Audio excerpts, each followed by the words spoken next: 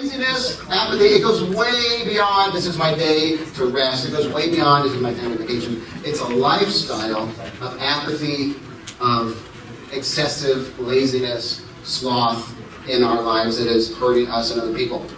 Turn with me to Proverbs 24. Now there are a lot of Proverbs. If you read through the book of Proverbs, there are a lot of Proverbs about laziness. I have some more in your notes. I'm going to read some more of them today, but let's check out Proverbs 24. Solomon, he has powerful words of wisdom for every area of our life. If you want to read one chapter of Proverbs a day, that's a month. That's a really good way to start, to get just so many areas of our life to be reminded of his ways of God, or his best ways of living. But let's focus on sloth. Proverbs chapter 24, verse 30. Proverbs 24, 30. I walked by the field of a lazy person, the vineyard of one with no common sense. I saw that it was overgrown with nettles. And have your gardens ever been overgrown? Mine has. It was covered with weeds, and its walls were broken down. Then, as I looked and thought about it, I learned this lesson. A little extra sleep, just a little bit more slumber, just a little bit more, just a little bit more. A little folding of the hands to rest, then poverty, like a tiger, will pounce on you like a bandit. Scarcity will attack you like an armed robber. Laziness, sloth, leads to you being pounced and attacked. This isn't just like, oh, you get an extra hour of sleep. It's not that on your day off. It's a lot more destructive, a lot more devastating to our lives. It's when our heart turns rest into a god.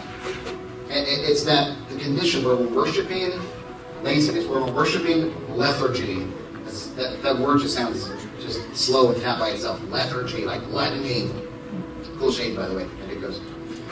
So I want to read with you a few other Proverbs on sloth. You can look them up. You can read a couple every morning as you get up there in your bulletin notes. You can get home. But it does not lead to good places. Proverbs 10. Lazy people are soon poor. Hard workers get rich. Proverbs 18. A lazy person is as bad as someone who destroys things. This is not a big deal. Proverbs 19. Lazy people sleep soundly, but idleness leaves them hungry. You see a pattern here. Proverbs 22. The lazy person claims, there's a lion out there. If I go outside, I might be killed. Excuses. You make excuses for why your homework's not done, why the project isn't finished, why you're at your work, your boss is on your back, and you're playing on Facebook, and you're like, oh, I'll get to it eventually. Make excuses for everything.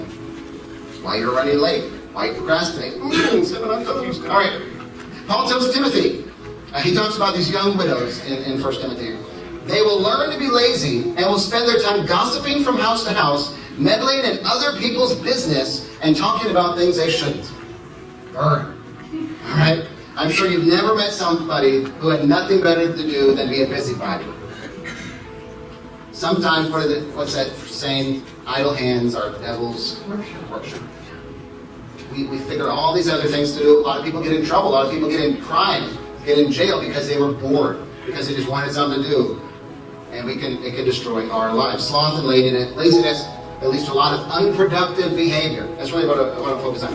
Unproductive behavior, running into work issues, financial issues for sure, family issues. Not providing for our families is a big one that we see in our world today. And just like Paul writes in 2 Thessalonians, he says, stay away from all believers who live idle lives and don't follow the traditions they receive from us. Stay away from all believers who live idle lives. He says, we worked hard day and night, so we would not be a burden to any of you. We certainly have the right to ask you to feed us, but we wanted to give you an example to follow. Hard worker, good example. And then Paul says, even while we were with you, we gave you this command, those unwilling to work will not get to eat. You may have heard it in another version. If a man's not willing to work, that man shouldn't eat. That is a profound statement. It sounds kind of harsh.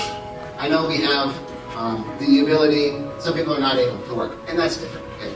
Disabled, not able, in certain situations, I get it. And that's one reason why the government helps people who are in need in those situations. But it can be greatly misused. If a man shouldn't work, generally speaking, if that man or woman is able to work, Paul says that man should not get to eat. Period. End of sentence. Paul's pretty harsh on this. Do you have a problem with sloth in your life?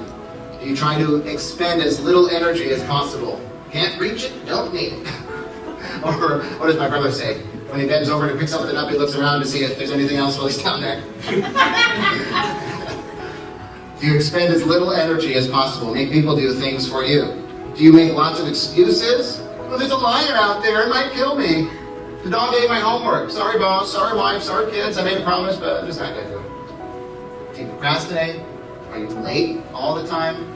Constantly making excuses. It was a train. Yeah, but the train came at 9 and you were supposed to be here at 9. Like, come a few minutes early.